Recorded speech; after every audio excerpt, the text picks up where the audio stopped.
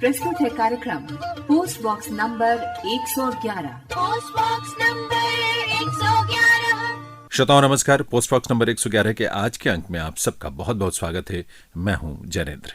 माननीय प्रधानमंत्री महोदय ने पिछले महीने अपने मन की बात में संगीत नाटक अकादमी द्वारा दिए जाने वाले उस्ताद बिस्मिल्लाह खां युवा पुरस्कारों की बात की थी और उसी बहाने उन्होंने पुरस्कार पाने वाले उन युवा प्रतिभाओं की प्रशंसा भी की जो परफॉर्मिंग आर्ट यानी प्रदर्शन कला के क्षेत्र में बहुत बेहतरीन प्रदर्शन कर रहे हैं और हमारी समृद्ध परंपराओं को सहेज भी रहे हैं, उसका विस्तार भी कर रहे हैं और उसका प्रचार प्रसार भी कर रहे हैं। याद है ना? चलिए एक बार फिर से मैं उसे सुनवाता हूं, तब आपको याद आ जाएगा कि किस संदर्भ में ये बात उन्होंने की थी। मेरे प्यारे देशवासियों, कुछ दिन पहले उस्ताद बिस्मिल्लाह खान युवा पुरस्कार दिए गए। ये पुरस्कार म्यूजिक और परफॉर्मिंग आर्ट्स के क्षेत्र में उभर रहे प्रतिभाशाली कलाकारों को दिए जाते हैं। ये कला और संगीत जगत की लोकप्रियता बढ़ाने के साथ ही इसकी समृद्धि में अपना योगदान दे रहे हैं। इनमें वे कलाकार भी शामिल हैं जिन्होंने उन इंस्ट्रूमेंट्स में नई जान फूंकी है जिनकी पॉपुलैरिटी समय के साथ कम होती जा रही थी। समय की सीमा के चलते मैं यहाँ सभी अवार्डीज की बातें भले न कर पाऊं, लेकिन मुझे विश्वास है कि आप उनके बारे में जरूर पढ़ेंगे। मुझे उम्मीद है कि ये सभी कलाकार परफॉर्मिंग आर्ट्स को और पॉपुलर बनाने के लिए ग्रास रूट्स पर सभी को प्रेरित करते रहेंगे। सुना आपने? संगीत नाटक अकादमी नई दिल्ली हर वर्ष प्रदर्शन कला के क्षेत्र में उस्ताद बिस्मिल्लाह खां युवा पुरस्कार प्रदान करता है और ये पुरस्कार युवा प्रतिभाओं को दिया जाता है जो गीत, संगीत, नृत्य, नाटक के क्षेत्र में यानी प्रदर्शन कला के क्षेत्र में बहुत बेहतरीन प्रदर्शन कर रहे हैं। चूंकि पिछले वर्षों में कोविड की वजह से ये पुरस्कार नहीं दिए जा सके थे, इसलिए इस बार फरवरी महीने में ही वर्ष 2019 के लिए, 2020 के लिए और 2021 के लिए तीनों वर्षों के लिए ये पुरस्कार एक साथ प्रदान किए गए थे। इन्हीं में से कुछ पुरस्कार प्राप्तकर्ताओं की चर्चा भी प्रधानमंत्री महोदय ने की और उन्होंने एक बात और कही। उनका कहना है कि हमें इन प्रतिभाओं के बारे में, उनकी जीवन की यात्रा यानी उनकी कला की जो यात्रा है उसके बारे में ज्यादा से ज्यादा जानने की कोशिश करनी चाहिए। दरअसल सच बताऊं आपको, हम सबको भी उससे बहुत प्रेरणा मिलती है। हम खुद कलाकार हो ना हो ये एक अलग बात है, लेकिन कला के प्रति जो एक संवेदना होती है एक सभ्य समाज के जागरूक नागरिकों में, वो संवेदना कम से कम हमारे मन में होनी चाहिए। और इसीलिए आज के कार्यक्रम में उस्ताद बिस्मिल्लाह खां युवा पुरस्कार से सम्मानित पुरस्कृत ऐसी ही कुछ युवा प्रतिभाओं से बात करने जा रहे हैं, उन युवा प्रतिभाओं से जिनका उल्लेख माननीय प्रधानमंत्री महोदय ने अपने मन की बात में भी किया था।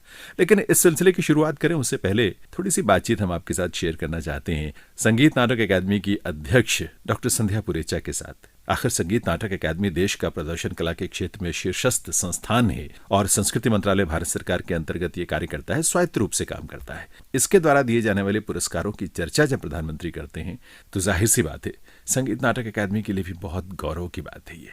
तो सबसे पहले संध्या पुरेचा जी का ही हम बहुत बहुत स्वागत करते हैं। जी नमस्कार संध्या जी। नमस्ते जी, नमस्ते। अनुगृहीतो अस्मि वंदनाः। प्रधानमंत्री महोदय ने इन पुरस्कारों को लेकर यानी उस्ताद बिस्मिल्लाह खां युवा पुरस्कारों को लेकर जो बातचीत की, चर्चा की मन की बात में, उस पर आपके उद्गार क्या हैं, ये जानने की उत्सुकता हम सबको जरूर है। मैं सबसे पहले तो अपने प्रधानमंत्री श्री नरेंद्र मोदी जी का आभार व्यक्त करती हूँ कि उन्होंने अपनी युवा पीढ़ी को प्रोत्साहित किया और युवा शक्ति को पहचान के इन कलाकारों को जब प्रोत्साहित किया तो कला, संगीत और लोक संगीत और लोक नृत्य को बहुत ही बढ़ावा मिला है। बहुत ही भाव विभोर हैं सभी आर्टिस्ट और सभी युवा कलाकार की उनकी चिंतन मनन और उन्होंने जो अपनी साधना की और उस साधना का अपने अपने क्षेत्र में जो अद्वितीय कार्य करके जो उनको सराहा गया, वो भी अपने प्रधानमंत्री जब अपनी मन की बात में ये बात कहते हैं तो उनकी छाती गज गज फूल उठी है और वो आनंद से उत्साहित हो के और अच्छा काम करने की और प्रोत्साहित हो उठे हैं। तो मुझे लगता है कि युवाओं को जो ये मैसेज गया है कि कलाओं की और अपनी धरोहर को आगे बढ़ाते रहिए। मुझे इतने मैसेजेस और इतने कॉल्स आए हैं कि आप हमारी तरफ से प्रधानमंत्री जी को बिल्कुल उन्हें शुक्रिया और उनका आभार प्रदर्शित करिए कि उन्होंने कलाकारों को इतना मान देकर मन की बात में उनका उल्लेख किया है। तो इसके लिए मैं माननीय प्रधानमंत्री का बहुत आभार। संध्या जी, इन पुरस्कारों की अहमियत क्या है? इनके महत्व को आप किस रूप में देखती हैं और आंकती हैं? हमारी भारतीय संस्कृति में साहित्य संगीत कला विहीनः साक्षात पशु पुच्छ विषाणहीनः, यानी कि साहित्य संगीत और कला के बिना अगर मनुष्य है तो वो पशु समान है। ये तो हमारी भारतीय संस्कृति कही गई है, बस उसी को आगे लेकर जा रहे हैं। और प्रधानमंत्री ने जो 5 प्रण दिलवाए थे उनमें उन्होंने सबसे पहले प्रण ये था कि हमारी विरासत पर हमें गर्व करना चाहिए। तो ये विरासत पर हम गर्व करना हमारी नई युवा पीढ़ी को सिखा रहे हैं, और यही कलाएं जो आत्मसात करके युवा शक्ति अपने कलाओं को प्रोत्साहित करके अपनी कलाओं को आगे ले जा रही है और उनको प्रोत्साहन मिले। इसलिए बहुत सालों से ये बिस्मिल्लाह युवा पुरस्कार संगीत नाटक अकादमी में शुरू किए गए हैं। बहुत बहुत आभार डॉक्टर संध्या पुरेचा। तो श्रोताओं, हम बात कर रहे थे संगीत नाटक अकादमी नई दिल्ली के अध्यक्ष डॉक्टर संध्या पुरेचा जी से। चलिए आज के इस कार्यक्रम को आगे बढ़ाते हैं, और इस क्रम में हम सबसे पहले जिस युवा प्रतिभा से आपको रूबरू करवाने जा रहे हैं वो हैं जॉयदीप मुखर्जी कोलकाता से, जो फोन लाइन के जरिए हमसे जुड़ रहे हैं। नमस्कार, आपको बहुत सारी शुभकामनाएं, और हमारा जितना लिसनर्स है सबको मेरी तरफ से नमस्कार, प्रणाम, गुड विशेस। आपको तो याद ही होगा एक एक शब्द जो प्रधानमंत्री जी ने मन की बात में आपके बारे में भी बोला है कि नहीं? बिल्कुल। लेकिन हम चाहते हैं कि श्रोता और हम एक बार फिर से उसे सुने, और सुनकर वहीं से कुछ बातचीत का सूत्र लेकर हम आपसे बातचीत को आगे बढ़ाएं। तो अगर आपकी अनुमति हो तो प्रधानमंत्री महोदय के मन की बात का वो अंश मैं सुनवाऊं पहले श्रोताओं को। जरूर। आइए सुनते हैं। मेरे प्यारे देशवासियों, कुछ दिन पहले उस्ताद बिस्मिल्लाह खान युवा पुरस्कार दिए गए। इनमें वे कलाकार भी शामिल हैं जिन्होंने उन इंस्ट्रूमेंट्स में नई जान फूंकी है जिनकी पॉपुलैरिटी समय के साथ कम होती जा रही थी।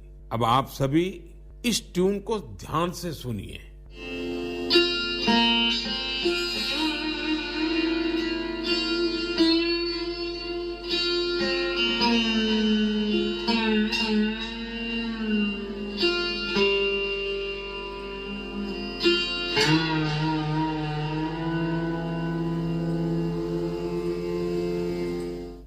क्या आप जानते हैं ये कौन सा इंस्ट्रूमेंट है? संभव है आपको पता न भी हो। इस वाद्य यंत्र का नाम सुरसिंगार है, और इस धुन को तैयार किया है जॉयदीप मुखर्जी ने।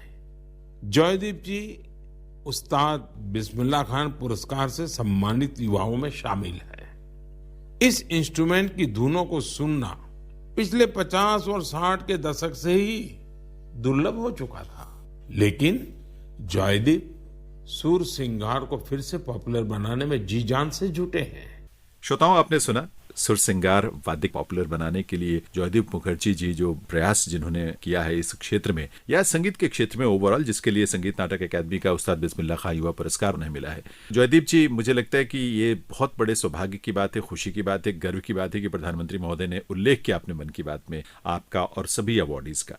क्या महसूस हुआ, क्या फील किया आप लोगों ने जब आपने सुना इस बात को? तो सचमुच जब मैं पहले बार सुना कि प्रधानमंत्री जी मेरा नाम लिया, हमें तो अपना कान को भी विश्वास नहीं हुआ। बिल्कुल नहीं होता। हाँ, इतना बड़ा देश, इतना बड़ा आबादी, 140 करोड़ वाले आबादी का इतना यशस्वी प्रधानमंत्री, हाँ। जिसको वर्ल्ड का एक पावरफुल लीडर सब लोग द वर्ल्ड रिकॉग्नाइज करते हैं, बिल्कुल, वो अगर किसी भी आदमी का नाम लेते हैं तो बिल्कुल मैं तो कुछ क्षणों के लिए मैं तो एकदम भावुक हो गया था। एकदम विश्वास नहीं हो रहा था कि वो हो, मैं ही जॉयदीप हूँ।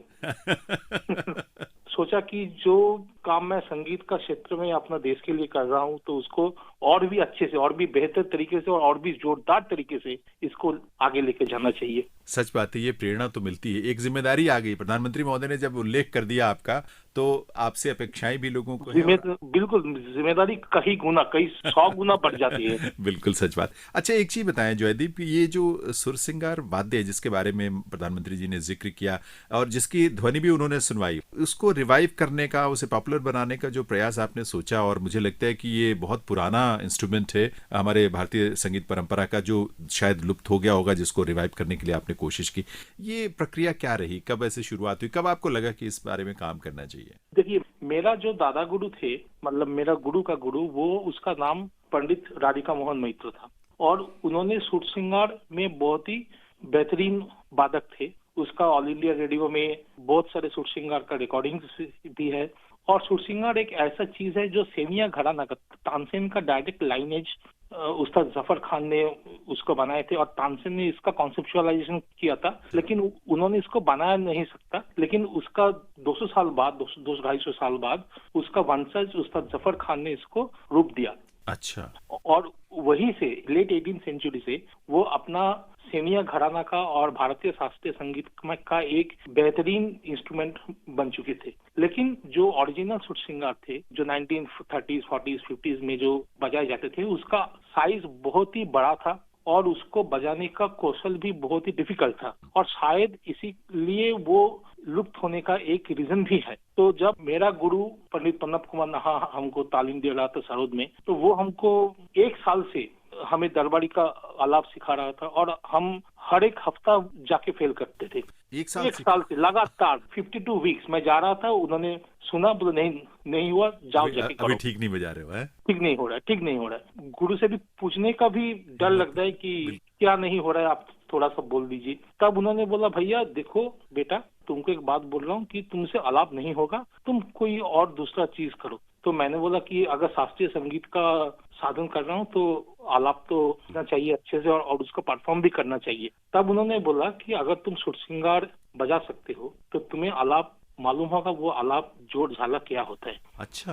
तब मैं जब ओरिजिनल सुरसिंगार देखा कि इसको बजाना थोड़ा सा डिफिकल्ट है, एटलीस्ट पब्लिक स्टेज में। तब से मैं सोचने लगा कि इसको कैसे यूजर फ्रेंडली बना सकता हूँ और बिल्कुल जो साउंड क्वालिटी है उसको इंटैक्ट रख के, क्योंकि देखिए हम लोग तो 21st सेंचुरी में रहते हैं, इंस्ट्रूमेंट 18 सदी का है, बिल्कुल। तो उस पर कुछ तो चेंज तो करना चाहिए, क्योंकि 18 सदी का ऑडियंस भी नहीं है हमारा पास, 18 सदी का ऑर्गेनाइजर भी नहीं है, पूरा माहौल चेंज हो गया है जी।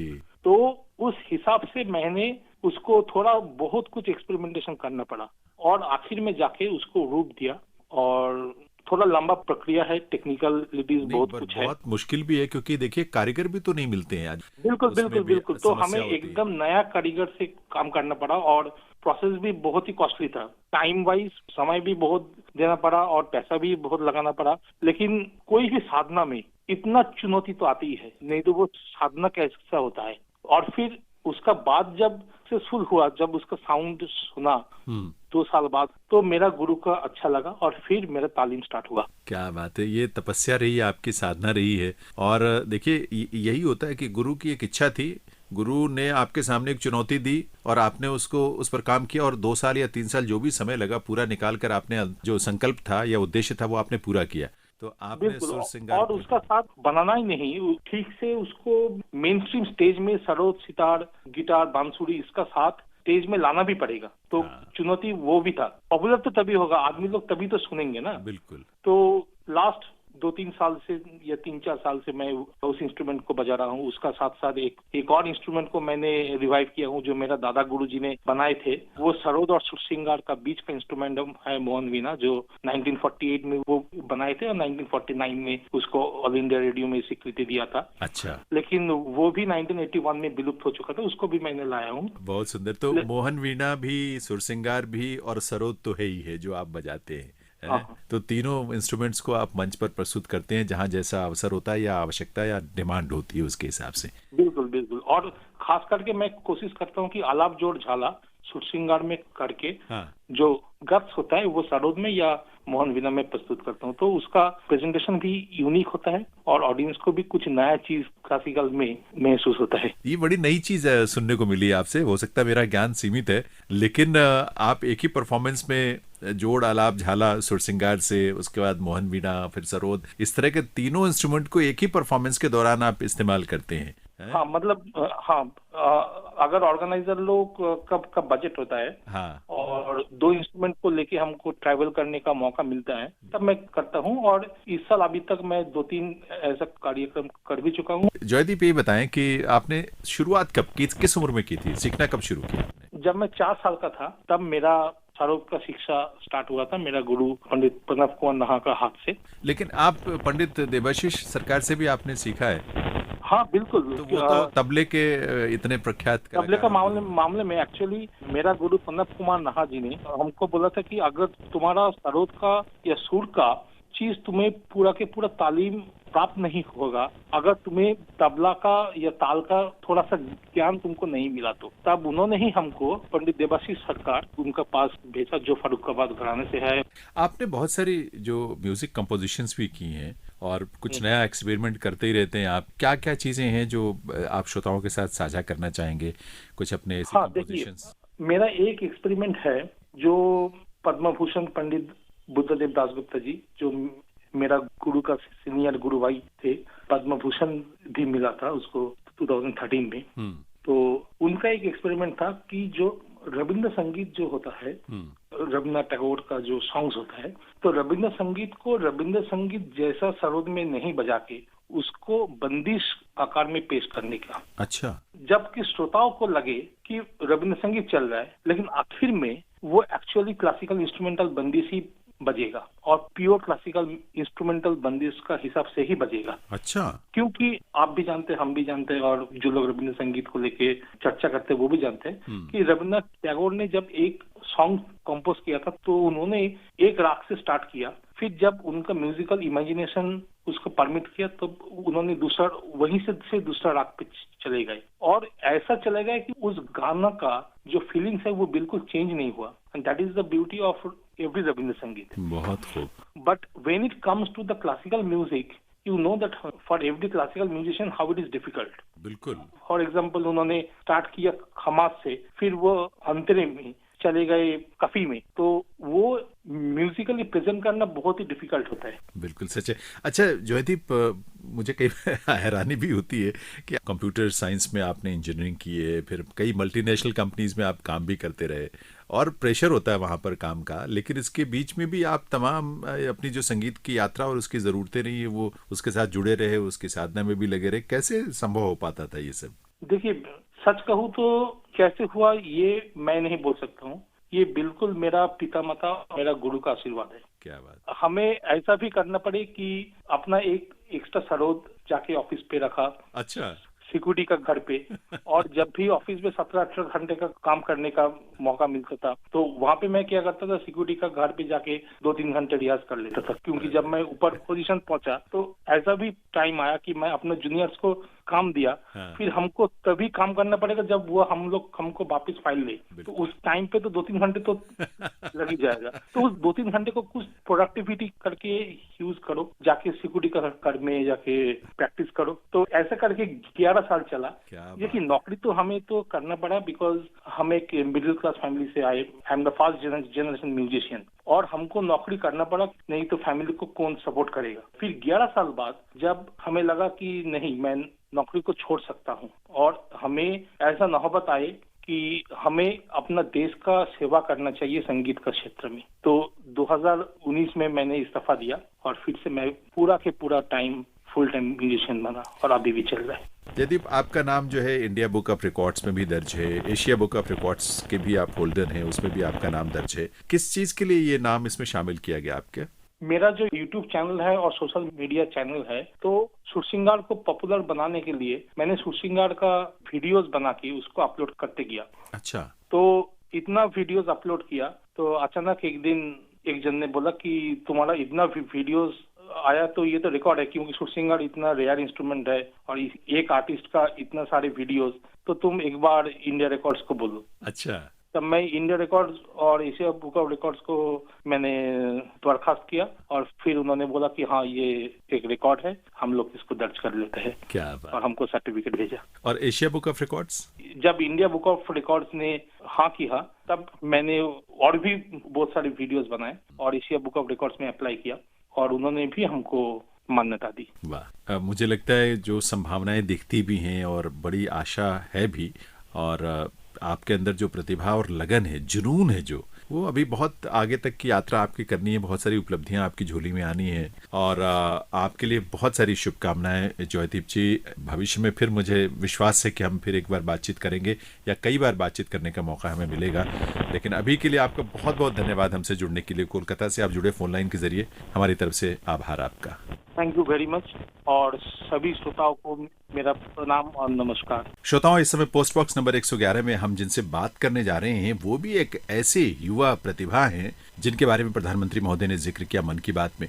और वो नाम जो मैं लेने जा रहा हूँ, दरअसल वो नाम है राजकुमार नायक, और हैदराबाद से संबंध है इनका, तेलंगाना से। और पेरिनी जो नाट्यम की परंपरा है वहाँ आंध्र प्रदेश में, तेलंगाना में, उसके लिए इन्हें ये पुरस्कार प्रदान किया गया है। आइए सीधे उनसे जुड़ते हैं। राजकुमार जी नमस्कार और बहुत बहुत स्वागत है इस कार्यक्रम में आपका। ऑल इंडिया रेडियो को मैं पहले नमस्कार बोलना चाहता हूँ। मेरे को बहुत खुश है उस्ताद बिस्मिल्लाह खान युवा पुरस्कार जो मिला है, जो युवा के लिए उत्तेज करने के लिए युवा लोगों को इतना अच्छा प्लेटफॉर्म दे रहा है सेंट्रल गवर्नमेंट से, संगीत नाटक अकादमी। मैं संगीत नाटक अकादमी को भी धन्यवाद बोलना चाहता हूँ। प्रधानमंत्री महोदय ने आपके बारे में जो बात की, आपके बारे में जो बोला है, मैं चाहता हूँ कि हम एक बार सुन लें उस अंश को मन की बात के। इस पुरस्कार के एक और विजेता राजकुमार नायक जी ने तेलंगाना के 31 जिलों में 101 दिन तक चलने वाली पेरिनी ओडिसी का आयोजन किया था। आज लोग इन्हें पेरिनी राजकुमार के नाम से जानने लगे हैं। पेरिनी नाट्यम भगवान शिव को समर्पित एक नृत्य है जो काकतीय डायनेस्टी के दौर में काफी लोकप्रिय था। इस डायनेस्टी की जड़ें आज के तेलंगाना से जुड़ी है।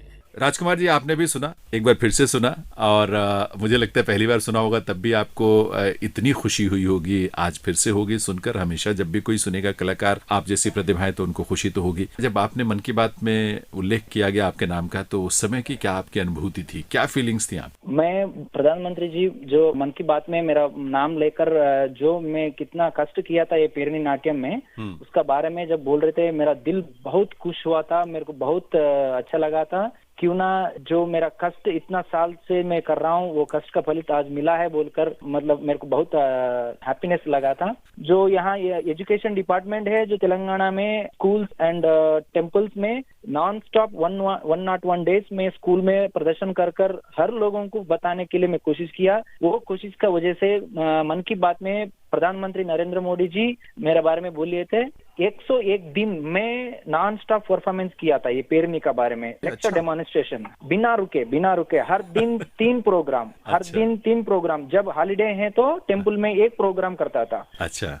एक रथ बनाया है जो पेरिनी नाट्य रथम बोल के 101 दिन के लिए मैं खुद पूरा अर्पित कर दिया है नाट्य के लिए। मेरा पूरा वो 101 दिन बिना चप्पल, जहां भी जाओ बिना चप्पल जाना है। एक कुछ दीक्षा करते, स्वामी दीक्षा करते, ऐसा ही हमने नाट्य के लिए एक दीक्षा लिया है। 101 दिन का दीक्षा लेकर ये नाट्यों को प्रमोट करने के लिए, आगे लेके जाने के लिए किया है। तो ये दीक्षा जो आपने ली है, आपने एक संकल्प भी लिया है। मुझे एक चीज बताएं राजकुमार जी, क्योंकि पेरिनी मैंने भी 1-2 बार देखा है, लेकिन उसके बारे में उसका बैकग्राउंड या उसका इतिहास क्या है, दिखने में तो बहुत आकर्षक लगता है, बहुत ही सुंदर है, लेकिन उसकी पृष्ठभूमि या बैकग्राउंड या इतिहास क्या है उसका पेरिनी का? पेरिनी का इतिहास है ये पूरा शिवा का नाट्य मानता है। पहले इसको बोलते थे पेरिनी शिव तांडव। जो प्रेरणा मिलता है जब टेम्पल को जाकर प्रे करता है तो वहां से भगवान का अपनों को एक पॉजिटिव वाइब्स आते, सोचते। तो हम यहाँ जो ये पेरिनी को बोलते हैं प्रेरणा, जब प्रेरणा है वो भगवान से लेता है प्रेरणा। हमको अच्छा होना है, हमको अच्छा करना है, जो भी प्रेरणा मिलता है ये हमको पेरिनी से मिलता है। 14-15 जो काकतीय डायनेस्टी है, मतलब वो काल का है ये आर्ट फॉर्म। वो काल में एक किंगडम को लाइक सोल्जर्स रहते हैं, वो सोल्जर्स देश बचाने के लिए रहता है। ये लोगों शिवा का प्रेरणा डांस कर कर जो वॉरियर्स रहते हैं वो लोगों को प्रेरणा देते हैं। मुझे एक चीज बताएं राजकुमार जी कि आपने तो बहुत प्रसिद्ध गुरुओं से सीखा, पद्मश्री नटराज रामाकृष्ण जी से आपने सीखा, इसके अलावा कला कृष्ण जो कि संगीत नाटक अकादमी अवार्ड से जिन्हें विभूषित किया गया, उनसे भी आपने हैदराबाद में सीखा। तो किस उम्र में आपने ये सीखना शुरू किया? कब आपको लगा कि आपको पेरिनी ही करना है, आगे पेरिनी नाट्यम में ही जाना है? मेरा मदर टंग बंजारा है, यहाँ तेलंगाना में लंबाडीज बोलते हैं। जी। तो उसमें मैं जानपद नृत्य कर रहा था। वो देखकर मेरा काका मेरे को एक गुरु के साथ लेके गया। अच्छा। वो अफजल पाशा है, वो मुसलमान मगर वो मानता है हिंदू ट्रेडिशनल बहुत। अच्छा। तो वो आंध्र नाट्यम में मेरे को क्लासिकल डांस, वो भी क्लासिकल आर्ट फॉर्म है, वो सिखाने के लिए वहाँ मैं सीखने के लिए वहाँ चले गए। वहाँ से मैं 2000 साल में पेरिनी शुरू कर दिया था। जब मैं शुरू किया था पेरिनी, जब से मेरा मन में एक ही चल रहा था, मैं कुछ करना है। क्या बात। अब एक चीज बताएं, क्योंकि आपने देश में तो बहुत सारे राज्यों में आपने प्रस्तुतियां दी हैं पेरिनी नाट्यम की, विदेशों में भी आपने, जैसे मलेशिया, इंडोनेशिया, बैंकॉक, ऐसे देशों में भी आप जाकर परफॉर्म कराए हैं। हाँ। तो आप वहां जाते हैं, वहां प्रस्तुति देते हैं, तो वहां तो लोग भाषा बोली या जो हम तो भारतीय होने के नाते गर्व करते हैं या उसके साथ कनेक्ट कर पाते हैं, बाहर के लोगों का क्या रिस्पॉन्स होता है? बाहर लोगों का रिस्पॉन्स जो है सर जी, मैं मलेशिया में काम करता था एक्चुअली, 5 साल में काम किया वहाँ जो कंपनी था, मैं वो फिटनेस सेंटर है ट्रू योगा बोलकर, जब मैं वहाँ काम कर रहा था, वहाँ पूरी की पूरा वो पूरी मुस्लिम कंट्री है, मैं रॉन्ग वे नहीं देखता हूँ, मगर मुस्लिम कंट्री में भी अपना हिंदू का जो धर्म है, अपनी कल्चर है, वहाँ बहुत मानते। दूसरा देश में अपना संस्कृति को इतना मानते, अपना देश में मैं इधर क्यों आया, ऐसा ही लगा था मेरे को। मैं गया था, मेरा फाइनेंशियल सोर्स अच्छा नहीं है, तो मैं चले गए काम करने के लिए, डांस सिखाने के लिए गया वहाँ। अच्छा। फिर भी मेरे को मन में लग रहा है, नहीं, अपना संस्कृति को इतना मानता है ये देश में, मैं क्यों अपना देश पर नहीं जाकर, वहां जाकर मैं अपना संस्कृति को आगे लेके जाने के लिए कुछ तो कुछ मैं करना ही चाहिए बोलकर सोच लिया। मेरा जॉब को रिजाइन कर आकर यहाँ जो मैं कर रहा हूँ वो संस्कृति के लिए कर रहा हूँ। अब देखिए कितनी बड़ी बात है कि आपने जो संघर्ष किया, इतने साल तपस्या की, कहना चाहिए साधना की, तो उसका ये प्रतिफल इस रूप में निकला है कि आपको पुरस्कार तो मिला है, उस्ताद बिस्मिल्लाह खां युवा पुरस्कार 2020 का, और उसकी वजह से प्रधानमंत्री जी ने आपके बारे में चर्चा की मन की बात में, और आज पूरी दुनिया आपको जानती है और आपके बारे में भी जानना चाहती है। एक चीज जानने की उत्सुकता हो रही है राजकुमार जी कि आपने जो पेरिनी नाट्यम का तो प्रशिक्षण, जैसे आपने बताया अफजल पाशा जी से सूर्यापेट में आपने लगभग 7 साल वहां सीखा उनके साथ रहकर, है ना, लेकिन उसके बाद जो आपने और भी सीखा गुरुओं से, तो क्या शास्त्रीय नृत्य की भी शिक्षा ली है आपने? शास्त्रीय नृत्य के लिए शिक्षा लिया है, क्यों ना, मैं 7 साल मैं अफजल पाशा सर जी के पास मैं सीखा था आंध्र नाट्यम बोल के, वो भी क्लासिकल डांस फॉर्म है। उसके बाद में मैं वरंगल में गुरु कलाकृष्ण संगीत नाटक अकादमी अवार्डी एंड बंडी कुमार, वो दोनों के पास में पेरनी शुरू किया। उसके बाद special trained by Nataraj Ramakrishna, Padmashri Nataraj Ramakrishna के साथ जी हुआ। आपने योग में पोस्ट ग्रेजुएशन भी किया है, तो ये नृत्य के साथ योग में पोस्ट ग्रेजुएशन भी किया है, तो उसका क्या इसके साथ लिंक है? क्यों ना, ये फिजिकली मेंटली दोनों चीज को कोऑर्डिनेट करना है। अच्छा। तो मेरे को जो भी ये मैं डांस में करता हूँ, वो मैं इसमें योगा में भी प्रैक्टिस करता हूँ। योगा से मैं बहुत लेता हूँ, क्यों ना, कैसा पीसफुल रहना है, माइंड को कैसा कंट्रोल करना है, शरीर को कैसा कंट्रोल करना है। लॉर्ड शिवाई बोलता है नटराज स्वामी जो भी है, वो किंग ऑफ योगा भी है, किंग ऑफ नाट्य भी है। तो जब वो भगवानी 2 चीज उसके साथ ही है, तो मेरा साथ क्यों नहीं रहता बोलकर मैं बैलेंस करने के लिए 2 चीज में भी मैं आगे चल रहा हूँ। राजकुमार जी, आपसे बात करना भी हम सबके लिए एक बहुत बड़ी प्रेरक बात है, क्योंकि आपकी बातों से हमें इतनी प्रेरणा मिलती है और आपके संकल्पों से हमें भी एक रोशनी नजर आती है कि हम सबको, जो भी कला के क्षेत्र में है, कलाकार हैं, उनको या जो नहीं भी हैं, उनको भी कला के साथ जुड़कर, संस्कृति के साथ जुड़कर उसको समृद्ध करना चाहिए, सशक्त करना चाहिए और आगे लेकर जाने में अपनी भूमिका निभानी चाहिए।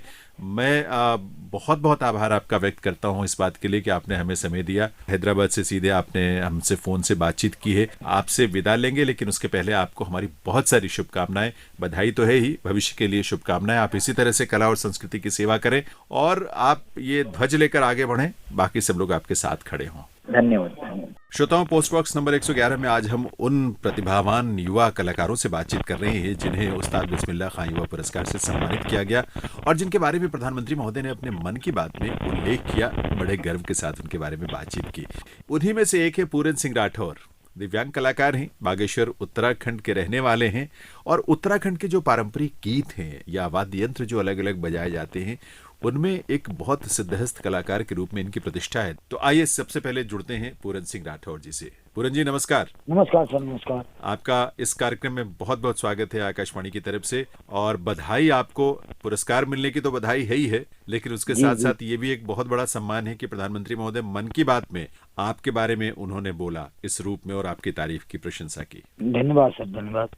कैसा लगा आपको? बहुत बढ़िया लगा सर।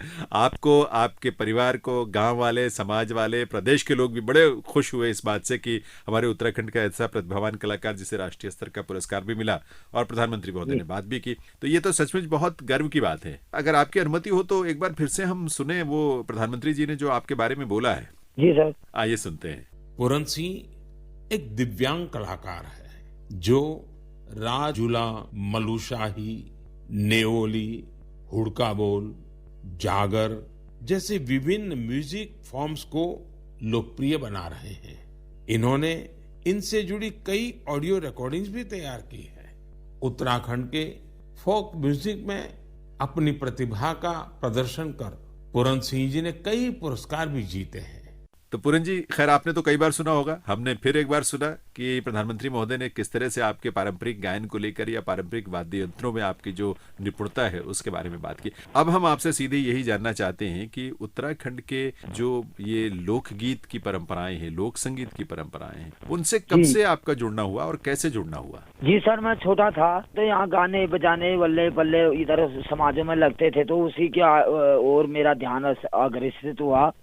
तो इसमें माँ सरस्वती की कृपा, वो भोलेनाथ जी की कृपा से मैं ऐसे ही सीखते सीखते 11 साल में मुझे पहले मंच मिला था। 11 साल में? जी सर। और अभी आपकी उम्र क्या है? अभी मेरी उम्र होगी सर 39 साल। अच्छा, 39 साल की आपकी उम्र है। ये भी खैर बहुत एक अच्छी यात्रा और बड़ी फलदायक कहना चाहिए, उपलब्धियों से भरी हुई आपकी यात्रा रही है। जहाँ आप रहते हैं बागेश्वर में, कोई गाँव है ना जहाँ रहते हैं? जी सर, रीमा गाँव। तो परिवार में कौन कौन है आप? मेरे घरवाली है जी।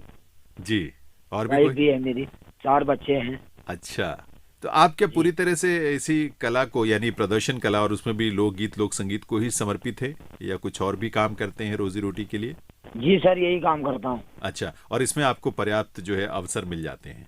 जी जी। देखिए, मतलब उत्तराखंड में और उत्तराखंड की बात भी अगर हम करें, कुमाऊं में इतने तरह की परंपराएं हैं, जागर भी है, भागनौल है, झोड़ा, चांचरी, कई नाम तो हमने पहले सुने ही नहीं जो अब सुनने को मिले। आपके बहाने ये चीज भी हमें जानने को मिली है। तो क्या क्या वहाँ परंपराएं हैं लोकगीत की, लोक गायन की? जी सर, यहाँ भगनौल हो गया, हाँ, ऋतुरायण होगी, अच्छा, फाग हो गया जी, रजुला मालूसाई, एक मालूसाई रजुला जो पहले राजा का कार्यक्रम चलता था, हाँ हाँ, तो वो यहाँ भी चलता था। वो राजाओं का एक ऐसी एक कहानी है जो। तो ये क्या कोई लोक गाथा है जिसको गाया जाता है? जी सर, लोक गाथा। तो क्या कहानी है इसकी? इसमें राजा और रानी की कहानी है। रजुला मालूसाई कहा जाता है। उनका आपस का जो भी उनके घटनाएं घटे, जैसा भी हुआ, वो सब व्याकरण आता है सर उसमें। अच्छा, 2 लाइन गा के बताएंगे, हमें पता तो लगे आखिर किस तरह की सुंदर परंपरा है ये। जी सर, सुना देंगे। हाँ हाँ, पहले उसमें देवी देवताओं का नाम आता है, फिर उनकी कहानी का नाम आता है। मैं थोड़ा सा सुनाऊंगा आपको। जी जी। बरदैन होया खोलिका गणेशा मोलिका नारायण, बरदैन होया भूमिका भूमाला, मेरा जागनाथ जी, बागनाथ जी, गणनाथ जी, पिंगलनाथ जी, भोलानाथ जी, चितई का गोलू दैन होया मेरा, नैनताल की नैना देवी दैन हुए, अल्मोड़ा की नंदा दैन हुए, दैन होया मेरा भूमिका भूमाला रे। क्या बात है पूरन जी। पहले इसमें देवी देवताओं का आह्वान करते हैं, फिर धरती का भी गुणगान करते हैं। इस तरह की बड़ी सुंदर परंपरा लग रही है ये। जी सर। अच्छा, एक वहाँ चूंकि जागर तो हम लोग बहुत ज्यादा उसके बारे में सुनते ही हैं, बहुत प्रसिद्ध परंपरा है, वो किस तरह गाई जाती है? आप तो इसके बड़े प्रख्यात गायक कलाकार हैं, आपकी बड़ी बड़ी प्रतिष्ठा है इस क्षेत्र में। जी, थोड़ा सा जागर सुनाऊंगा मैं मां नंदा भगवती माता का। अच्छा। हे नंदा सुनंदा तू देना है जय, हाँ ऊंचा हिमाचलो पंचा चूली माता, हे माता तेरो दरबार मैं उन्हें जाने दूलो, जय हो नंदा देवी माता तेरी जय जयकारा। क्या बात जय है। हो नंदा देवी माता तेरी जय जयकारा। आप बहुत सुंदर पूरन जी, क्या बात है। एक तो आपकी आवाज इतनी अच्छी है, इतनी खूबसूरत है। एक बात बताइए, इतनी सारी जो गायन की विधाएं हैं, शैलियां हैं वहाँ की, वो कैसे सीख ली आपने? ये ऐसे अनुभव कर करके मैं करता हूँ सर ना। हाँ, ये थोड़ा सा इधर उधर का करके अपना बस इसी की तरफ अपना ध्यान, अपना इकार ध्यान करके इसी की तरफ जाके वो करता हूँ मैं। अच्छा, वैसे पढ़ाई लिखाई कुछ नहीं की मैंने। बचपन से आप इसी में लग गए। कहाँ कहाँ जा चुके हैं कार्यक्रम देने के लिए? कार्यक्रम देने के लिए सर मैं उत्तराखंड में तो करीब करीब पूरा उत्तराखंड कर चुका हूँ। अभी पहली बार केरल में करके आया अभी। अच्छा, जी सर। तो जो पुरस्कार जिन्हें मिला है, आपको तो 2021 के लिए उस्ताद बिस्मिल्लाह खां युवा पुरस्कार मिला है, जो राष्ट्रीय संगीत नाटक अकादमी है वो ये पुरस्कार हर वर्ष प्रदान करती है। तो उसी उपलक्ष्य में आपको वहां आमंत्रित किया गया कार्यक्रम के लिए। जी सर जी। तो आपने बहुत सारे वाद्य भी आप बजाते हैं, लोक वाद्य कहना चाहिए, क्योंकि जैसे हुड़का तो वहाँ के, अगर उत्तराखंड के संगीत में अपने आप ही हुड़का सुनकर ही लग जाता है कि हम उत्तराखंड पहुंच गए हैं। जी सर जी जी। तो क्या क्या वाद्य हैं जो आप बजाते हैं? जी सर, मैं उनका बजाता हूँ और अपने ढोल दमाऊं, थाली, डुंगर। अच्छा। थोड़ा थोड़ा समाज में जा करके हल्का फुल्का ढोलक भी बजा लेता हूँ। जी सर। एक चीज बताएं कि जैसे ये जो वाद्य आपने बताए, हुड़का है, डूंगर है, थाली है, या ये सब अलग अलग तरह के शैलियों में इस्तेमाल होते हैं, कुछ अलग अलग तरह के गायन में, या सभी में होते? जैसे ढोल दमाऊ हो गया हमारे मंदिर के, कथा भागवत। अच्छा। कथा भागवत हो गया, बारात शादी हो गए, हाँ। छोलिया नृत्य में आता है। तो अच्छा। थाली डुंगर का जो है कि हमारे वहाँ रमौल और ये धमौल, नरसिंह अवतार की कथा लगती है सर, घर में जाकर जो कहते हैं। वो कब लगती है, कौन से दिनों में लगती है? वो ज्यादातर ये चैत में और ये मुंगसिर पुष में। अच्छा। ऐसे टाइम में जब खाली टाइम होता है, समय होता है आदमी को, परदेशों से छुट्टी उट्टी मिल जाए, फिर सुबह करके अपने इष्ट देवता को मान करके उनकी पूजा करते हैं ना सर जी, तो तब लगाए जाते हैं सर। क्या बात है। वैसे हमने वहाँ का जैसे छपेली नृत्य तो देखा है, छपेली गायन भी होता है अलग से विशेष, या जो नृत्य के साथ गायन होता है वही छपेली गायन है? जी सर, छपेली का नृत्य होता है। हाँ। छपेली नृत्य में भी गा सकते हो आप, बैठ के भी गा सकते हो, छपेली का ऐसा कुछ नहीं। अच्छा। वही परंपरा है हमारी। किस किस तरह के गीत इसमें शामिल किए जाते हैं, भाव कैसे होते हैं? जैसे आपने देखिए जागर के आपने बात की, उसमें भक्ति भाव है, श्रद्धा का भाव है, या मालूशाही? थोड़ा सा छपेली सुनाते हैं आपको। हाँ हाँ।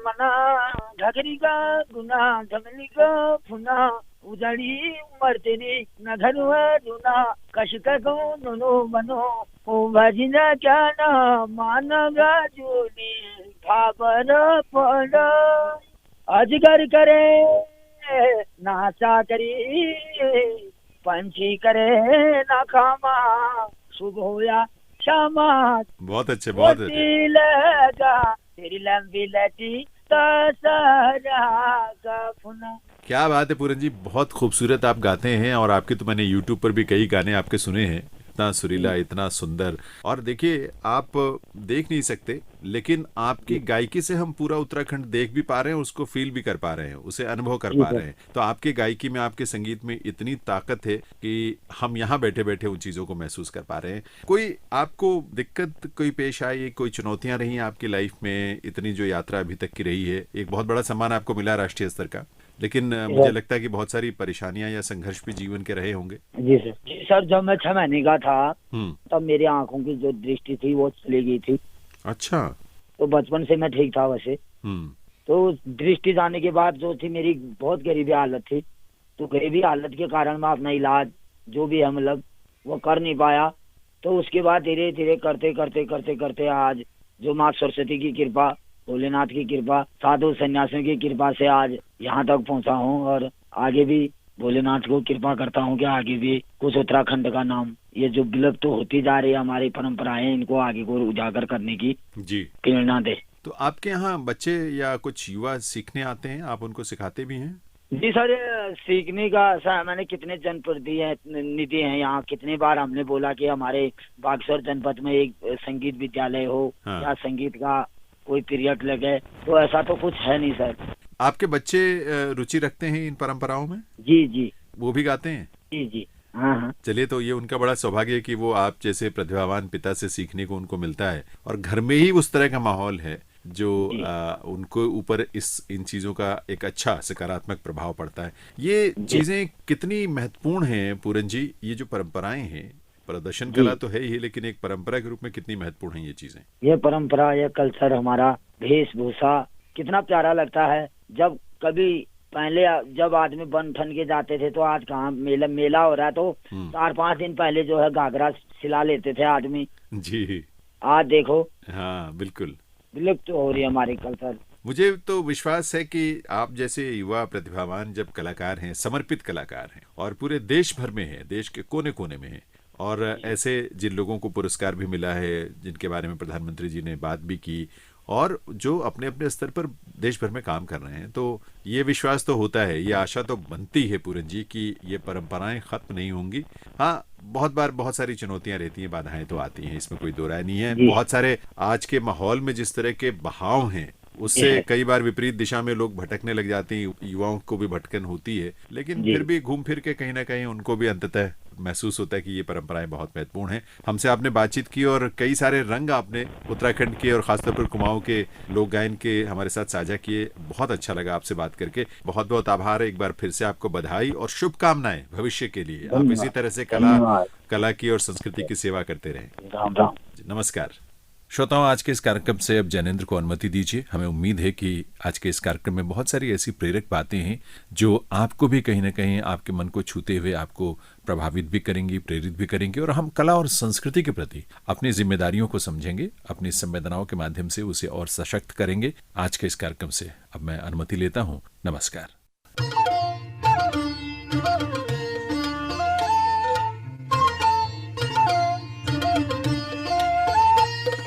अभी आप सुन रहे थे कार्यक्रम पोस्ट बॉक्स नंबर 111। इस कार्यक्रम के प्रस्तुतकर्ता थे जैनेंद्र सिंह।